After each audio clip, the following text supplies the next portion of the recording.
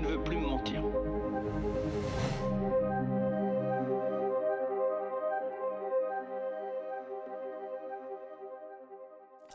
Quelle place pour l'écologie et le climat en politique? Résoudre la crise écologique, est-ce une priorité? Et comment? En faisant quoi? Avec quels leviers? Que feront les responsables politiques au pouvoir?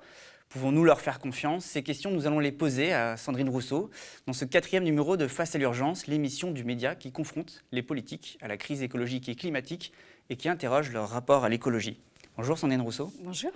Alors, vous êtes économiste de l'environnement, vice-présidente de l'Université de Lille.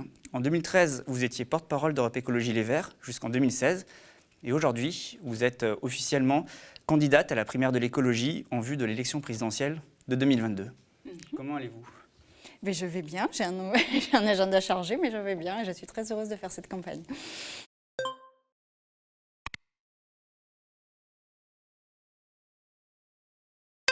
Les temps changent, c'est votre slogan ? Oui, parce que je pense qu'ils sont en train de changer et je pense que le moment est justement à les changer encore plus, à accélérer ce changement. Alors je crois que vous êtes la première candidate au présidentiel à se revendiquer écoféministe. Il est temps aujourd'hui, enfin en 2022, d'avoir une écoféministe candidate.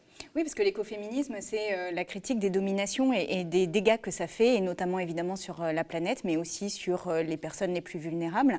L'écoféminisme, c'est de dire qu'à partir du moment où vous surexploitez les personnes, et en l'occurrence les femmes, que vous les assignez à une place, eh bien vous faites la même chose finalement avec la nature, c'est le même logiciel.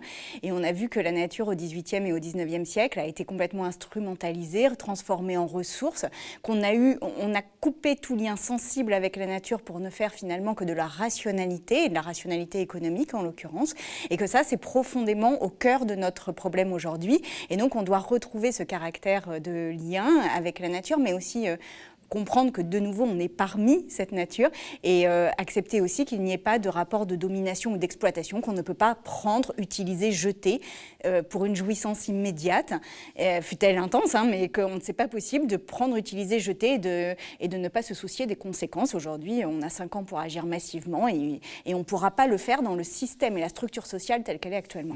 C'est une question de prédation, le lien entre Exactement. féminisme et écologie, c'est la prédation? Exactement, c'est-à-dire que dès lors qu'on prend le corps des femmes, qu'on l'utilise et qu'on le jette, eh bien, on a une forme de rapport à l'autre qui permet de prendre, utiliser, jeter plein d'autres choses. Et que là, c'est la fin de cette civilisation-là, du prendre, utiliser, jeter.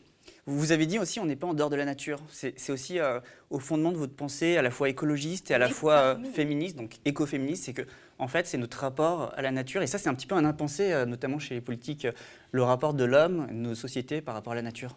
Oui, parce que ça fait des siècles qu'on s'est positionné royalement et de manière très arrogante au-dessus de la nature. On nous a qualifiés de seuls êtres intelligents sur la planète, ce qui est quand même aujourd'hui extrêmement contesté. On nous a qualifiés de seuls êtres sensibles, ce qui aujourd'hui est très contesté.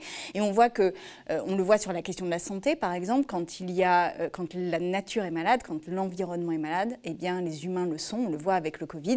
Et donc aujourd'hui, il n'y a qu'une seule santé. Et il faut qu'on se repense comme un élément d'un écosystème, comme un élément de la planète à côté des autres animaux, des végétaux, etc. Et ça, avec le Covid-19 notamment. Mais bien sûr, c'est un des sujets. C'est-à-dire que dès lors qu'on s'est dit supérieur parce que l'on maîtrisait la technologie, on a oublié que nos conditions de vie dépendaient de la condition de vie des autres. Et dès lors que l'on dégrade la nature, on se met nous-mêmes en danger. Et donc ça, c'est quelque chose de très utilitariste. Pour nous sauver, il nous faut sauver la nature. Mais même au-delà de ça, nous sommes un parmi. Nous sommes un parmi cette nature. Et donc, on ne peut pas s'imaginer supérieur. Enfin, c'est nous-mêmes qui nous sommes auto-désignés comme étant des espèces d'êtres supérieurs. Mais aujourd'hui, rien ne permet de le faire. Et en tous les cas, il n'y a aucune espèce animale qui a autant détruit son environnement que nous l'avons fait. D'ailleurs, vous parlez beaucoup de santé environnementale. On va en parler aussi tout à l'heure. Mais justement, il s'agit de replacer notre action, notre politique au cœur de la nature. C'est vraiment l'enjeu aussi de l'action politique. Oui, parce qu'aujourd'hui, on a oublié qu'il existait des contraintes naturelles à notre enrichissement, à nos activités. C'est-à-dire qu'on a imaginé qu'on pouvait complètement s'émanciper des contraintes naturelles. Parce que maîtrisant la technique, on pouvait utiliser toutes les ressources, on pouvait couper tout le bois, on pouvait salir tous les océans. Mais là, ce que nous rappelle le réchauffement climatique, ce que nous rappelle la perte de biodiversité, c'est qu'en fait, il existe des limites physiques à notre activité et que si nous n'en tenons pas compte, alors nous-mêmes, nous risquons de disparaître. Et donc la question, c'est de remettre cette dimension qui est une dimension finalement de bon sens, de rationaliser et de limiter nos activités au titre du fait qu'elles ne sont pas soutenables. J'ai lu que vous étiez éco-anxieuse. C'est ce qui vous a poussé à vous engager en politique. Est-ce que, j'ai lu notamment dans une interview, vous dites que lire les écrits de la science sur le changement climatique, c'est même devenu quelque chose de difficile pour vous. Alors c'est par phase, mais il y a eu des phases, en tous les cas, oui, où ça a été difficile, parce que quand j'avais des enfants en bas âge, par exemple, à un moment, s'est posé la question pour moi de savoir quel monde je leur laissais. Et nous qui mettons beaucoup d'énergie et de bonne volonté à ce qu'ils apprennent à lire, à ce qu'ils soient débrouillards, à ce qu'ils comprennent plein de choses, eh bien finalement, on leur laisse un environnement, une planète qui est si dégradée que tout ce qu'on leur a appris ne pourrait servir à rien, en fait, et être complètement inutile et futile.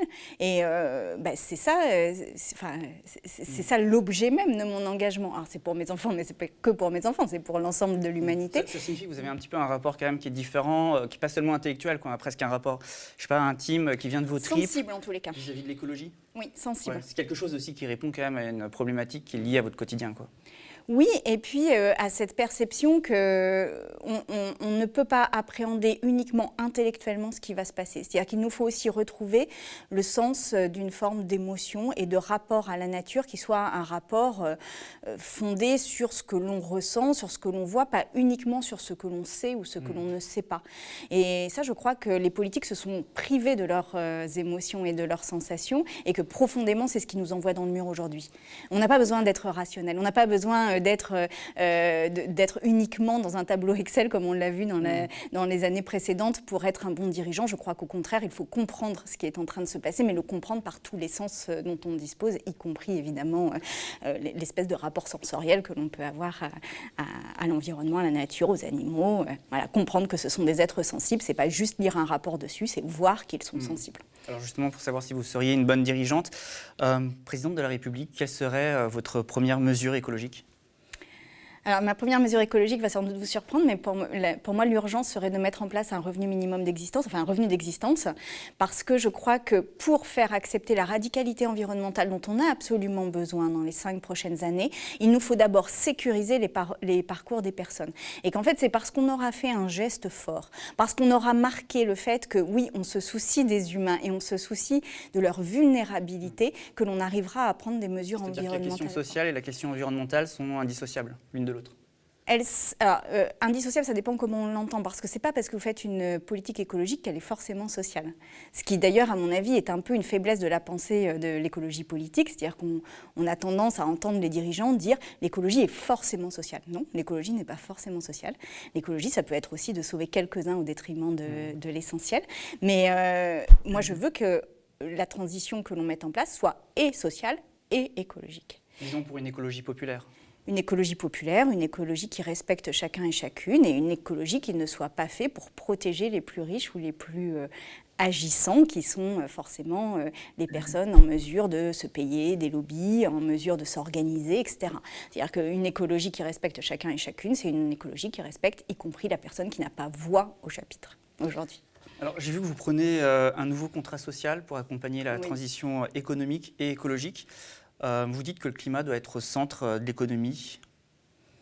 Oui, parce que aujourd'hui, tout ce que l'on fait dépasse les limites physiques, encore une fois, de la planète. Et donc, il nous faut dire, ben voilà, on ne peut pas couper plus de bois qu'il n'en pousse, et on ne peut pas non plus faire pousser n'importe quel bois à n'importe quelle vitesse. Donc, il nous faut des espèces de règles de préservation de la planète, et qu'à l'intérieur de cela, on inscrive les règles économiques.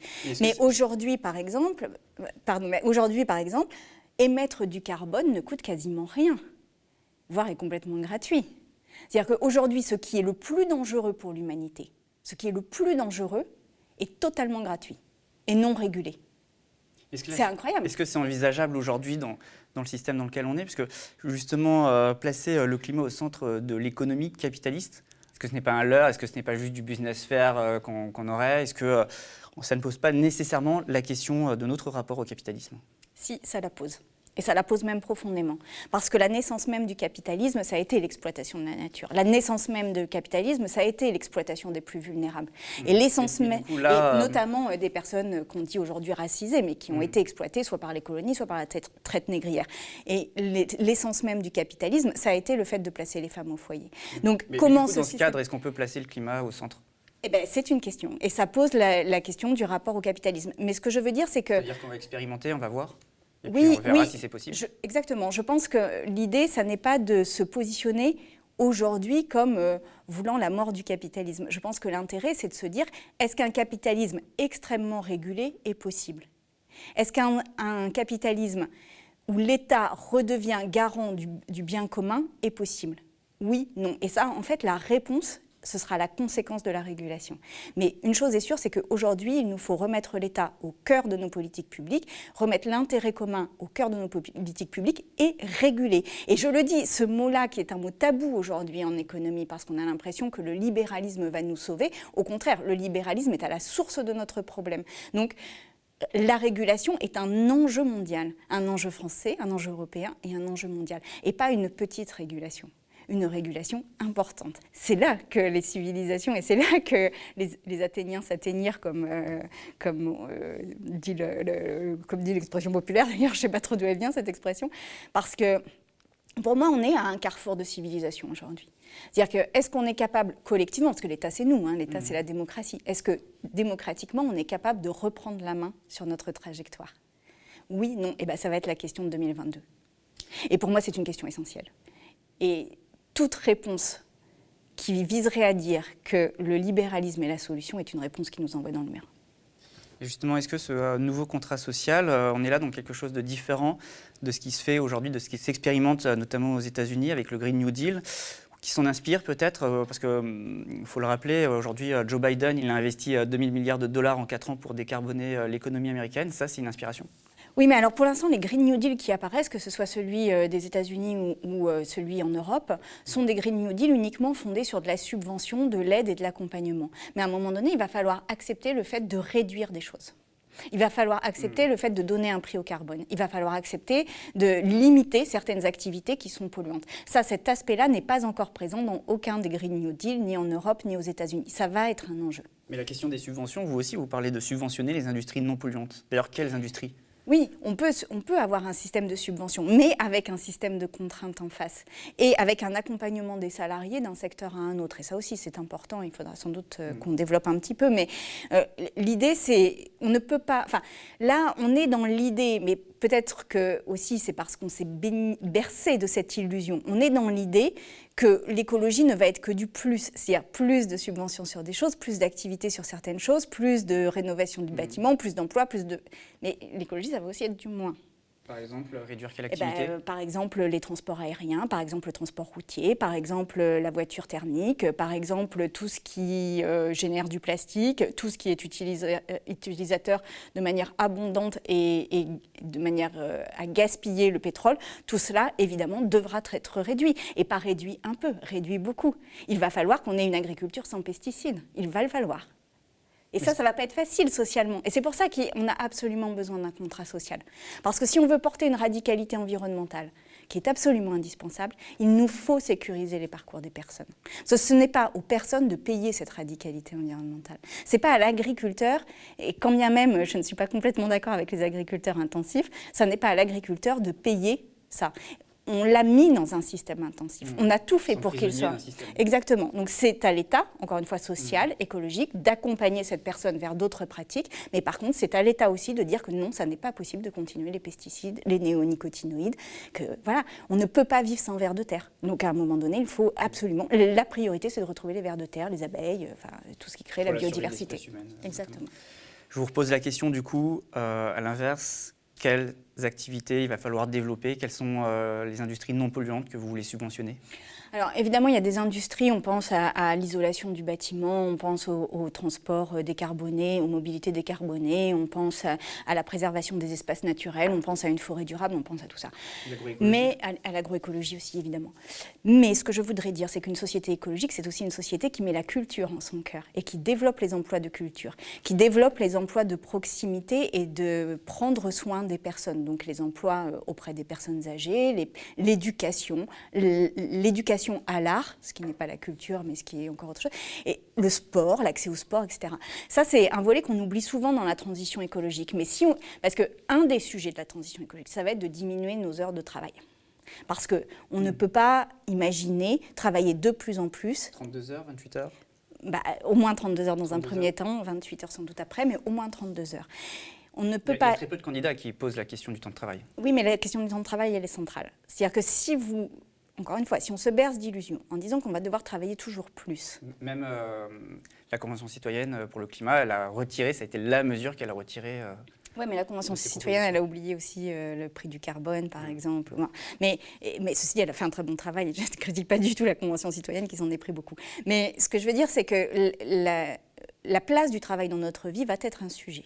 Parce qu'on a été conditionné depuis des siècles à ce que le travail soit toute notre vie. Et donc, quand on n'avait pas de travail, on était sur le bord de la société. Quand on avait un travail, on essayait de travailler le plus possible pour gagner le plus possible et dépenser du tourisme de masse, des consommations ostentatoires, etc. Bon, tout ça, il va falloir faire table rase de ça et de se dire, aujourd'hui, le travail doit prendre une juste place dans la vie et une place qui n'est pas toute la place et qui n'est pas toute la reconnaissance sociale. Ça veut donc dire que si on réduit la place du travail, il nous faut aussi trouver des activités qui permettent de faire du lien dans des activités de non-travail. Et c'est en cela que la culture, c'est en cela que le sport, c'est en cela que toutes ces activités-là, qui sont très pourvoyeuses d'emplois et d'emplois non délocalisables, sont tout aussi importantes que la rénovation des bâtiments. Ce que vous dites là, ces mesures, le nouveau contrat social, ça fait consensus aujourd'hui, Europe Écologie Les Verts ? Eh bien, on le verra à la primaire. Je suis sûre qu'une majorité incroyable va se dégager pour un programme comme celui-ci, parce que c'est un programme ambitieux. Aujourd'hui, il n'y a pas le débat sur ces questions ? Y compris avec Yannick Jadot, qu'on qualifie souvent d'écologiste libéral. Ça va être l'objet du débat. Ça va être l'objet du débat. Et c'est très bien, parce que finalement, ça nous permettra aussi de clarifier le chemin pour nous protéger et pour faire en sorte que la France prenne un tournant historique dans la question environnementale. Donc voilà, ça va être la question qui va être posée. Et en tous les cas, moi, je défendrai les arguments qui sont les miens et qui sont qu'on a 5 ans. On n'a pas 10 ans, on n'a pas 20 ans, on a 5 ans. Et ce n'est pas en créant des technologies vertes ou des start-up vertes uniquement qu'on y arrivera. C'est vraiment en revoyant profondément notre organisation sociale. Alors justement, un sujet important dans votre campagne, on en a déjà un petit peu parlé, mais je voudrais y revenir, c'est la santé environnementale. C'est un thème qu'on aborde, qu'on entend peu en politique. La santé environnementale n'est pas suffisamment prise en compte aujourd'hui, alors que pourtant, il y a eu la pandémie, le Covid-19, puis même les catastrophes, les pollutions, le brisol, etc. Parce qu'on ne veut pas la voir. Parce qu'on ne veut pas la voir. Parce que ça fait partie des choses que l'on a été habitué à sacrifier au nom de notre richesse. Mais en fait, on se le dit tous les premiers de l'an, la seule vraie richesse que l'on a, c'est notre santé. Et donc, la question aujourd'hui, c'est de voir comment on préserve cette santé. Quand on fait un plan cancer, ce qui a été fait il y a quelques mois par Emmanuel Macron, et que dans ce plan cancer, il n'y a que les conduites individuelles qui sont pointées, c'est-à-dire le fait de boire de l'alcool, de fumer des cigarettes, etc. Mais que la question environnementale n'est pas du tout abordée, alors que les pollutions sont des facteurs de cancer, que les perturbateurs endocriniens se développent, que les risques industriels ne sont pas aussi bien gérés qu'on ne veut nous le laisser croire, eh bien tout cela doit être dans les plans cancer. Parce qu'une fois que vous avez un cancer, votre vie en est profondément modifiée. Donc l'idée, c'est de ne pas l'avoir, ce cancer. Et qu'un plan cancer, c'est un plan avant tout qui évite toutes sortes de cancers. Et justement, vous mettez en avant ces questions, mais vous vivez dans le Nord. Oui. C'est peut-être lié justement parce que dans le Nord, il y a toutes ces industries polluantes qui sont présentes. La question environnementale, c'est peut-être une question plus présente, plus essentielle sur certains territoires qui touchent d'abord les ouvrières, les ouvriers, ceux qui vivent près des industries. Ça, c'est le cumul des discriminations. C'est le cumul des inégalités. C'est le cumul des inégalités. C'est-à-dire que plus vous êtes pauvre, plus vous vivez le long des axes routiers dans des zones polluées, plus vous êtes racisé, plus vous êtes dans des environnements dégradés. Bon, voilà, ça fait partie. C'est en ça que je vous dis qu'on ne peut pas aller vers une société écologique sans reconfigurer et repenser nos rapports sociaux. C'est pour ça aussi que vous parlez de radicalité environnementale? Exactement. Et je pense que c'est un programme qui est au fond assez révolutionnaire. C'est une révolution douce, c'est une révolution qui ne prend pas les armes, mais c'est une révolution de notre mode de vie. Et dans les autres programmes, justement, vous ne voyez pas cette radicalité environnementale? Par exemple, dans le programme de la France Insoumise? Dans la France Insoumise, je sens une volonté d'aller vers la radicalité environnementale. Ce sur quoi je ne suis pas encore d'accord avec la France Insoumise, et je pense que nous en débattrons, et j'espère bien que nous en débattrons beaucoup, c'est la question de l'échelon à laquelle on met en place la radicalité. La France Insoumise est très sur une planification au niveau national. Moi, je pense que compte tenu de l'enjeu et compte tenu des efforts à faire, il faut laisser une marge de liberté très importante aux territoires qui doivent pouvoir s'approprier leur propre trajectoire, tout en ayant des objectifs fixés, une vérification de l'atteinte de ces objectifs, etc. Mais ça, j'ai eu chez nos collègues de reporters votre débat avec Mathilde Panot de la France Insoumise, Mathilde Panot qui est d'ailleurs venue dans cette émission. J'ai eu l'impression quand même que vous étiez d'accord sur à peu près tout, sur le constat concernant l'écologie, au moins sur le constat scientifique. Mais ce qui faisait divergence finalement, c'est ce que vous venez de me dire, à part la question européenne, c'est la question de l'État et des collectivités territoriales, mais même à ce sujet, j'ai quand même eu un petit peu l'impression que vos désaccords étaient parfois un peu superficiels ou surjoués. Non, ça je crois pas, mais ça je crois pas parce que par exemple, quand il s'agit de sauver les langues régionales, les députés LFI votent contre, alors que les députés, enfin les sénateurs ELV sont très pour. Mais donc je pense qu'il y a sur la question de la planification, Mathilde Panot rappelait que il y avait un rôle des collectivités territoriales au niveau de la planification. Oui, mais on sent bien que dans la LFI, mais d'ailleurs elle l'a dit, Mathilde Panot, c'est qu'il y a les communes et l'État. Et qu'en fait, tous les échelons intermédiaires existent modérément. Moi, je voudrais donner du pouvoir à ces échelons intermédiaires qui sont des échelons territoriaux. Mais je vais vous dire un truc, c'est que si on n'a que ça comme différence, je pense qu'on va y arriver. C'est-à-dire que là, on n'est pas dans quelque chose qui est absolument rédhibitoire entre nos forces politiques. Simplement, il faut qu'on en discute. Parce que pour moi, c'est important qu'il y ait des langues régionales, qu'on retrouve le sens du territoire dans lequel on vit. Voilà.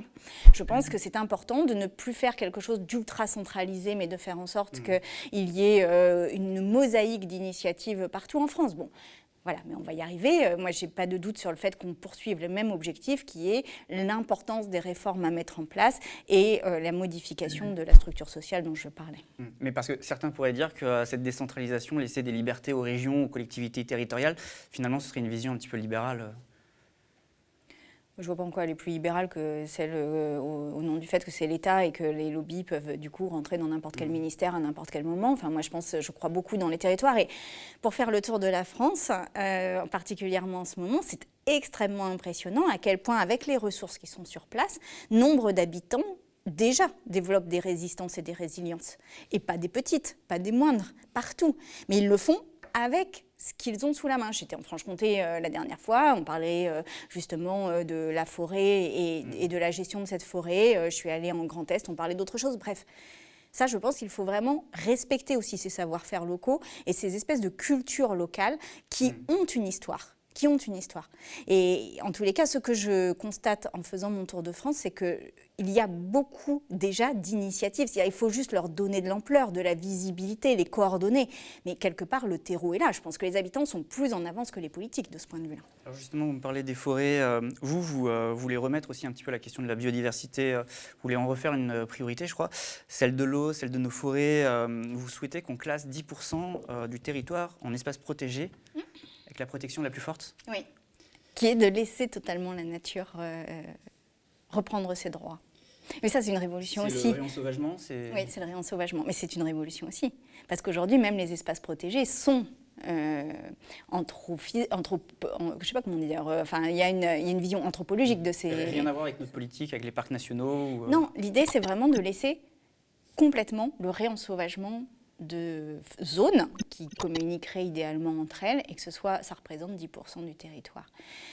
Ça, aujourd'hui, parce que quand on est dans une logique de gestion d'un parc naturel, eh bien, on est déjà dans une logique de sélection, on est déjà dans une logique utilitariste de ceux que nous gardons, de ceux que nous délaissons, de ceux que nous réduisons ou encadrons. Et là, l'idée est de retrouver ces espaces complètement sauvages. On le voit par exemple, et malheureusement dans des zones telles que Tchernobyl, où il y a une forme de réensauvagement, et il n'y a pas de catastrophe qui se passe. La seule catastrophe, elle est humaine, elle s'appelle Tchernobyl. Est-ce qu'on risque pas de voir des espèces invasives se développer sur des territoires où justement l'homme ne pourrait pas... Ça fera aussi l'objet d'une étude, parce que si on laisse complètement le réensauvagement, peut-être qu'on s'apercevra aussi que les espèces endémiques, les espèces locales, arriveront à résister contre ces espèces envahissantes, et qu'aujourd'hui, en fait, on ne permet pas forcément, parce qu'on intervient trop sur les milieux, à ces espèces de trouver les solutions pour se débattre. Mais encore une fois, si de toute façon il y a trop d'espèces invasives, on réinterviendra, c'est pas très grave. On n'a jamais laissé l'ensauvagement. Donc tentons ça, regardons ce qui s'y passe, menons des recherches là-dessus, et on verra ensuite, au bout de 5 ou 10 ans, ce qui s'y passe. Donc rien à voir avec ce qui est prôné aujourd'hui, notamment par Emmanuel Macron, qui en janvier, lors du One Planet Summit, justement, avait prôné 10% d'espaces protégés avec la protection la plus forte. Et puis il y a la COP 15 bientôt, la prochaine COP biodiversité, où justement il y a cet objectif de 30%. Mais vous justement, là-dedans, vous y retrouvez pas, parce que quand même, on est à peu près dans les mêmes mesures, mais finalement, c'est pas la même protection, quoi. Vous parlez de réensauvagement, et aujourd'hui, ce qu'on a avec les parcs, c'est pas suffisant du tout. Ah non, pour moi, ce qu'on a avec les parcs est très bien, mais ce n'est pas du tout suffisant. Et je pense qu'il nous faut vraiment retrouver aussi ce lien à la nature sauvage, mais presque anthropologiquement, presque sociologiquement, presque, j'ai envie de dire... retrouvons-nous face à une nature sauvage, ce qui ne nous arrive plus dans nos pays. Et c'est aussi une forme de révolution culturelle que de réaccepter que la nature reprenne totalement ses droits. Après, encore une fois, on verra ce que cela donne au bout de 10 ans, mais au moins tentons cela. Parce qu'aujourd'hui, on est dans cette idée prométhéenne que l'on peut tout maîtriser, tout contrôler, tout organiser, et que c'est encore nous qui sommes les meilleurs organisateurs de toutes les espèces. Eh bien moi je vous dis, aujourd'hui, on doit être beaucoup plus modeste dans notre rapport à la planète et accepter le fait que la nature puisse vivre sans les humains.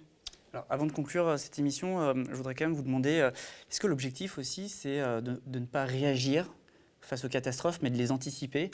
Parce que finalement, aujourd'hui, on a un peu l'impression que le problème de la politique, de ce système électoral, de la Ve République, c'est qu'on a du mal à penser les politiques sur le temps long. On a du mal à penser les politiques sur le temps long, on a du mal à les anticiper. Et quand quelque chose survient, on a tendance à faire preuve d'autorité, voire d'autoritarisme dans la gestion de la crise.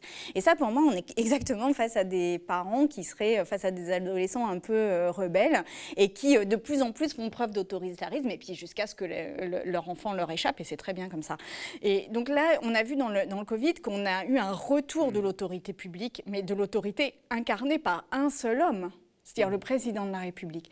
Alors que précisément dans cette crise du Covid, il nous aurait fallu miser sur la résistance des territoires, miser sur l'auto-organisation de certaines parties de ce territoire, et faire en sorte qu'il n'y ait pas comme ça des espèces de discours lénifiants, pontifiants et humiliants.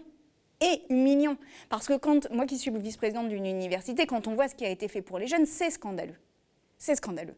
Donc on aurait pu très bien faire tout à fait autrement et réunir les universités, dire voilà, vous ne pouvez pas, vous organisez, s'il y a plus de X cas dans votre université, eh bien alors on le fermera, et nous on aurait trouvé les solutions. Mais c'est pas ce qui a été fait. Ce qui a été fait, c'est que à 20h, tout le monde entendait, on disait ah bah lundi il n'y a plus de cours. Voilà. Mais pourquoi ? Comment Il faudrait qu'on soit capable d'avoir les mêmes mesures exceptionnelles qu'il y a eu face au Covid, mais sur la question climatique. Oui, mais pas sur la même modalité de gestion, et pas avec cet autoritarisme, mais vraiment avec l'idée qu'on se relève tous les bras de chemise et qu'on fasse une politique qui soit concertée, coordonnée et participative. Parce qu'avec le Covid, on l'a vu, la catastrophe, mais bon, le lien avec l'écologie, il est nié par personne aujourd'hui concernant le Covid-19. Donc la catastrophe a déjà lieu, quoi. Le Covid-19, on est mais le Covid, c'est fascinant. Le Covid, c'est une mauvaise maîtrise des techniques dans un laboratoire de recherche, très probablement, Quand le Covid est apparu, on a cru que la France allait être épargnée. Enfin, je vous rappelle quand même qu'on se moquait gentiment des Italiens quand c'était la catastrophe en Italie et que nous on disait ça traversera jamais les frontières. Donc on n'a rien retiré comme enseignement des catastrophes type Tchernobyl. Et après, eh bien, on a revu une prise en main par des chefs, et en l'occurrence des hommes, donc une politique complètement viriliste de la gestion de cette crise, où il n'y avait plus que des experts qui parlaient dans un conseil de guerre, donc de manière totalement confidentielle, sans aucune participation, et qui imposaient ces décisions à l'ensemble de la population, y compris les personnes, les mères seules, y compris les personnes handicapées. Ça n'est pas possible de gérer comme ça. Et en tous les cas, moi, je refuse d'être gérée en tant que citoyenne de cette manière-là. Ça n'est pas possible. Je ne vois pas en quoi ils ont toute la science et qu'ils savent exactement tout comment faire et que nous, sur les territoires, dans les universités, dans les entreprises, etc., nous ne savions rien. C'est pas possible.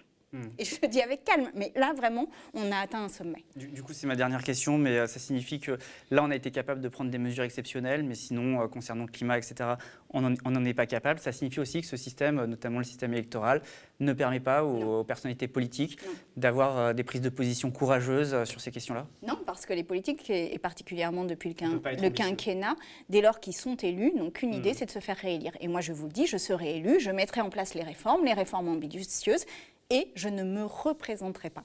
Et je le dis aujourd'hui, je ne me représenterai pas. Moi, j'ai un autre boulot. Je n'ai pas une carrière politique à gérer. Par contre, ce que je veux, c'est que les mesures soient prises. Et donc, pendant 5 ans, je mènerai ce combat. J'ai mené d'autres combats, j'ai mené des combats difficiles. Je mènerai ce combat-là. Et je le mènerai complètement indépendamment et uniquement en fonction du bien commun. Par contre, dans 5 ans, je laisserai les clés à la démocratie pour reprendre le pouvoir et pour faire en sorte qu'une nouvelle constitution permette à d'autres représentants politiques et d'autres représentantes politiques de prendre en main notre destin. Ok, je vous remercie Sandrine Rousseau, merci d'avoir accepté notre invitation. Je rappelle juste pour ceux qui nous regardent que ces entretiens, vous pouvez également les retrouver en podcast, donc sur toutes les plateformes d'écoute. Merci encore d'être venu aux médias. Merci beaucoup.